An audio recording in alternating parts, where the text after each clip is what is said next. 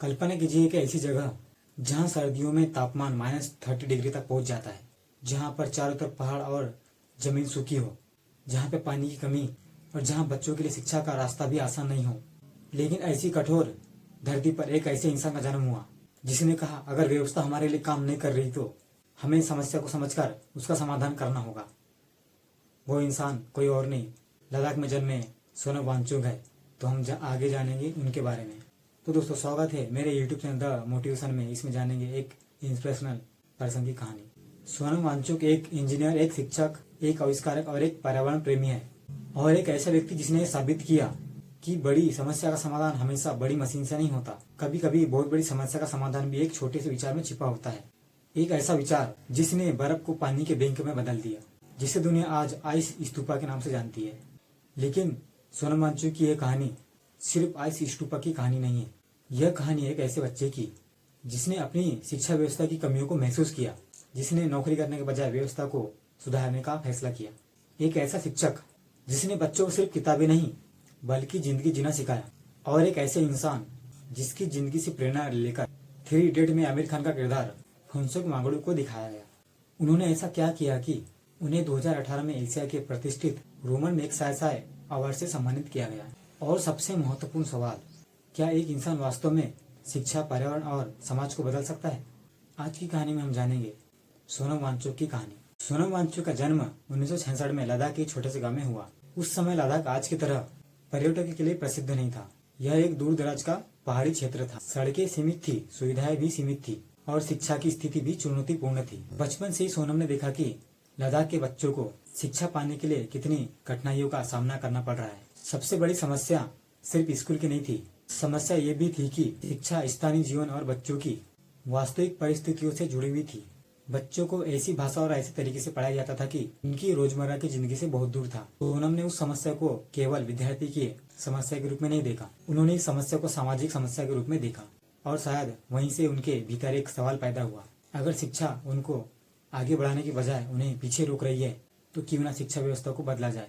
यह सवाल आगे चलकर उनकी पूरी जिंदगी को बदलने वाला था। सोनम वांगचुक ने अपनी शिक्षा के लिए बाहर का रास्ता चुना। उन्होंने दिल्ली जाकर पढ़ाई की। बाद में उन्होंने national institute of technology Srinagar से मैकेनिकल इंजीनियर की पढ़ाई पूरी की। लेकिन उनके लिए डिग्री हासिल करना मंजिल नहीं था। उनके मन में लगातार एक सवाल चल रहा था, मैंने जो सिखाया उसे कैसे लोगों की जिंदगी को बेहतर करने के लिए प्रयास करूं। यह सवाल बहुत महत्वपूर्ण था, क्योंकि ज्यादातर लोग अपनी शिक्षा को अपने व्यक्तिगत भविष्य का टिकट मांगते हैं। लेकिन सोनम वांगचुक ने शिक्षा को समाज की समस्याओं का समाधान बनाने का माध्यम माना। इसी सोच ने उन्हें आगे एक ऐसे रास्ते पर पहुंचाया जहां उनका मुकाबला किसी शिक्षा से नहीं बल्कि पूरी शिक्षा व्यवस्था से था। 1988 में सोनम वांगचुक और उनके साथियों ने student educational and culture movement of Ladakh की शुरुआत की। उनका उद्देश्य था लद्दाख के युवाओं की शिक्षा को बेहतर बनाना। लेकिन सेमुअल एक स्कूल नहीं था। यह एक विचार था कि बच्चों को केवल किताबों से नहीं बल्कि वास्तविक जीवन से सिखाया जाए। यहाँ विद्यार्थी केवल पढ़ते नहीं थे, वे अपने आसपास की समस्याओं को समझते थे। वे खेती से सीखते थे, वे ऊर्जा के बारे में सीखते थे, वे निर्माण और पर्यावरण को समझते थे, वे समाज के बारे में सीखते थे। यानी शिक्षा को जीवन से जोड़ा गया। और यही सोनम वांगचुक की शिक्षा दर्शन की सबसे बड़ी ताकत थी। उन्होंने महसूस किया कि अगर बच्चा अपने समाज की समस्या को समझ ले तो वही बच्चा भविष्य के समस्या का समाधान खोज सकता है। सेमुअल का कैंप भी अपने आप में एक प्रयोग था। सौर ऊर्जा का उपयोग, स्थानीय सामग्री, पर्यावरण के अनुकूल निर्माण और कठोर लद्दाखी मौसम में भी विद्यार्थियों के लिए बेहतर वातावरण। यह केवल स्कूल नहीं था, यह एक जीवन प्रयोगशाला थी। सोनम वांगचुक का काम धीरे धीरे सेमुअल तक सीमित नहीं था। उन्होंने लद्दाख की शिक्षा व्यवस्था को बेहतर बनाने की कोशिश की। इसी प्रयास में ऑपरेशन न्यू होप जैसी पहल सामने आई। इसका उद्देश्य था शिक्षकों, समुदाय और शिक्षा व्यवस्था के बीच बेहतर सहयोग बनाना। यह एक बहुत महत्वपूर्ण बात समझानी जरूरी है। सोनम वांगचुक का यह तरीका किसी शिक्षा व्यवस्था को दोष देना नहीं था। उनका तरीका था कि समस्या समझो, लोगों को साथ जोड़ो, छोटे स्तर पर प्रयोग करो और सफल मॉडल को आगे बढ़ाओ। यही कारण है कि उनका काम धीरे धीरे अंतर्राष्ट्रीय स्तर पर चर्चा में रहा। उनका मानना है कि शिक्षा का लक्ष्य केवल परीक्षा पास करवाना नहीं होना चाहिए। शिक्षा का लक्ष्य होना चाहिए एक ऐसा इंसान बनाना जो अपने जीवन और समाज की समस्याओं को समझे। अब आती है सोनम वांगचुक की सबसे प्रसिद्ध इनोवेशन में से एक, आइस स्तूपा। लद्दाख में पानी की समस्या बेहद गंभीर थी। सर्दियों में नदियों का और धाराओं का पानी जम जाता है, लेकिन खेती के लिए पानी की अधिकतम जरूरत अक्सर वसंत के शुरुआती महीनों में होती है, जब खेती शुरू होती है। उस समय प्राकृतिक गली सूर्य से पर्याप्त पानी नीचे तक नहीं पहुंच पाता, यानी पानी मौजूद है लेकिन सही समय पर उपलब्ध नहीं होता। सोनम वांगचुक ने एक समस्या को देखा और सोचा कि क्यों ना सर्दियों के पानी को जमा करके रखा जाए और जरूरत के समय इस्तेमाल किया जाए। यहीं से आइस स्तूपा का विचार सामने आया। सर्दियों में पाइप के माध्यम से पानी को ऊपर ले जाया जाता है, फिर पानी को हवा में छोड़ा जाता है। अत्यधिक ठंड के कारण पानी जमने लगता है, धीरे धीरे बर्फ का एक विशाल शंकु जैसा बनता है। दूर से देखने पर यह एक बर्फ का स्तूपा जैसे दिखाई देता है, इसलिए इसका नाम आइस स्तूपा पड़ा। 2014 की शुरुआत में इसका प्रोटोटाइप बनाया गया था, जिसने सर्दियों के पानी को जमा करने की अवधारणाओं का व्यवहारिक रूप बनाया। अब सोचिए, जहाँ लोग बर्फ को समस्या समझते थे, वहीं सोनम वांगचुक ने उस बर्फ का समाधान बना दिया। यही इनोवेशन की असली ताकत है। इनोवेशन का मतलब हमेशा नई चीज बनाना नहीं होता। कभी कभी इनोवेशन का मतलब होता है कि पुरानी चीजों को नई तरीके से देखना। आइस स्तूपा हमें एक बहुत बड़ा लेसन देता है। हमारे सामने जो समस्या है, हो सकता है कि उसी में हमारा समाधान हो।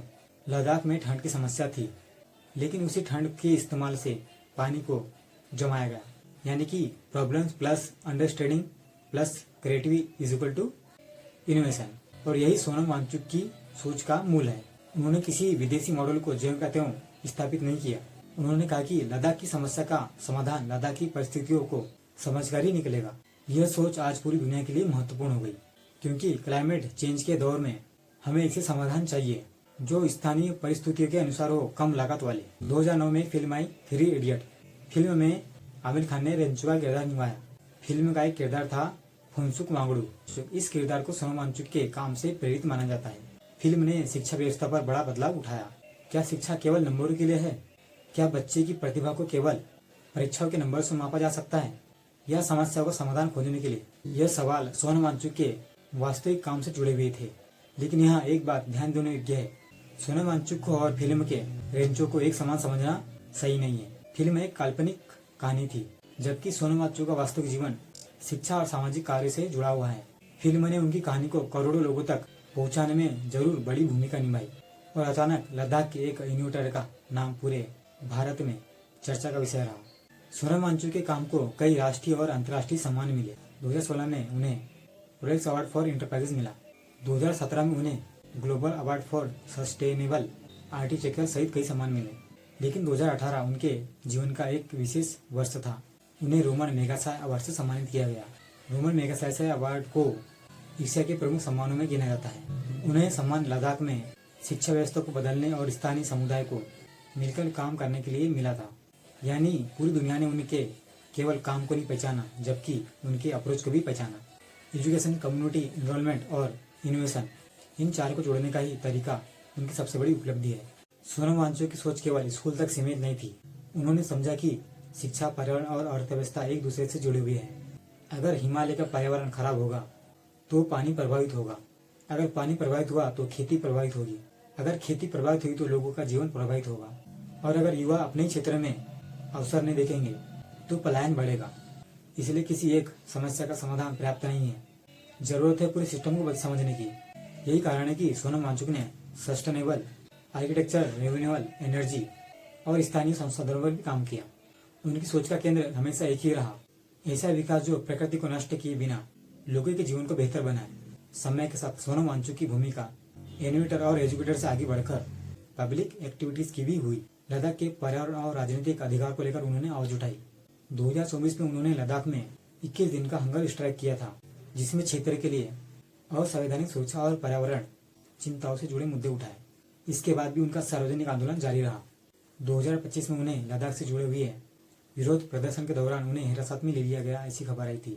2026 में उनकी सार्वजनिक गतिविधियों फिर राष्ट्रीय स्तर पर चर्चा में आई। यहाँ उनकी कहानी का एक नया अध्याय शुरू हुआ। अब सिर्फ शिक्षा कैसे बदले, पानी कैसे बचाए यहाँ तक सीमित नहीं था। सवाल बन गया किस तरह की व्यवस्था लोगों को और पर्यावरण की आवाज को बेहतर बनाने के लिए सुने। 2026 में सोनम वांगचुक फिर राष्ट्रीय स्तर पर चर्चा में रहे। उन्होंने शिक्षा व्यवस्था और कॉम्पिटिटिव एग्जामिनेशन से जुड़े मुद्दे उठाए और दिल्ली में विरोध प्रदर्शन करना शुरू कर दिया। जुलाई 2026 में वे जंतर मंतर पर हंगर स्ट्राइक से जुड़े आंदोलन में थे और बाद में स्वास्थ्य कारणों से अस्पताल ले जाया गया। इन घटनाओं को लेकर अलग अलग राजनीतिक और सामाजिक प्रतिक्रिया सामने आई। लेकिन एक बात स्पष्ट है, सोनम वांगचुक का सार्वजनिक जीवन अब केवल एक इंजीनियर एजुकेटर तक सीमित नहीं था। वह शिक्षा, पर्यावरण और लोकतांत्रिक भागीदारी और समाज में जवाबदेही जैसे मुद्दे पर बोलने वाले प्रमुख सार्वजनिक चेहरों में शामिल हो चुके हैं। अगस्त 2026 में उन्होंने देश के भविष्य और नेतृत्व में ईमानदारी तथा चरित्र की आवश्यकता को लेकर पीसफुल रिवोल्यूशन की अपील की थी। सोनम वांगचुक की जिंदगी से हम कम से कम 7 बड़ी सीख ले सकते हैं। पहला है, समस्याओं से मत भागो। जिस समस्या से बाकी लोग परेशान थे, उन्होंने उसी समस्या को समझने की कोशिश की। दूसरी सीख है, शिक्षा का मतलब मात्र डिग्री नहीं है। डिग्री आपको नौकरी दिला सकती है, लेकिन सही शिक्षा आपको समस्या का समाधान कराना सिखाती है। तीसरी सीख, स्थानीय समस्या का स्थानीय समाधान। हर समस्या का समाधान विदेशों से इंपोर्ट नहीं किया जा सकता। अपने आसपास देखिए, शायद समाधान वहीं मौजूद है। चौथी सीख, असफलताओं से मत डरो। शेमुएल का सफर आसान नहीं था। आइस स्तूपा का विचार भी एक दिन में सफल नहीं हुआ। इनोवेशन में प्रयोग होते हैं, प्रयोग में असफलताएं होती है और असफलताओं से सीखकर अगला प्रयोग बेहतर हो सकता है। और सीख नंबर 5, प्रकृति को दुश्मन मत समझो। लद्दाख की ठंड समस्या थी, लेकिन उसी ठंड का फायदा उठाकर आइस स्तूपा बनाया गया। यानी प्रकृति से लड़ने के बजाय प्रकृति को समझो। सीख नंबर 6, बदलाव अकेले नहीं आता। सोनम वांगचुक की कहानी केवल एक व्यक्ति की कहानी नहीं है। शिक्षक थे, स्थानीय लोग थे, समुदाय, यह किसी बड़े परिवर्तन की असली ताकत होती है। सीख नंबर 7, अपने ज्ञान का इस्तेमाल दूसरों के लिए करो। आपके पास जो ज्ञान है, केवल यह आपकी कमाई के लिए नहीं है। अगर आपका ज्ञान किसी दूसरे इंसान की जिंदगी बेहतर कर सकता है, तो उसका सबसे बड़ा मूल्य वही है। सोनम वांगचुक की कहानी हमें एक बहुत साधारण लेकिन एक बहुत शक्तिशाली बात सिखाती है। दुनिया बदलने के लिए हमेशा पैसा जरूरी नहीं होता, बहुत बड़ी टीम जरूरी नहीं होती, बहुत बड़ा पद जरूरी नहीं होता। जरूरी होता है एक सही सवाल, और उस सवाल को खोजने की जो हिम्मत है। एक बच्चे ने पूछा, शिक्षा ऐसे क्यों? एक इंजीनियर ने पूछा, पानी की समस्या का समाधान हो सकता है क्या? एक इन्वेंटर ने पूछा, क्या बर्फ को पानी के बैंक में बदला जा सकता है? और एक नागरिक ने पूछा, क्या हम अपनी व्यवस्था को और बेहतर बना सकते हैं? यही सवाल धीरे धीरे एक आंदोलन बन गया। सोनम वांगचुक की कहानी इसलिए महत्वपूर्ण है कि उन्होंने कई पुरस्कार जीते हैं।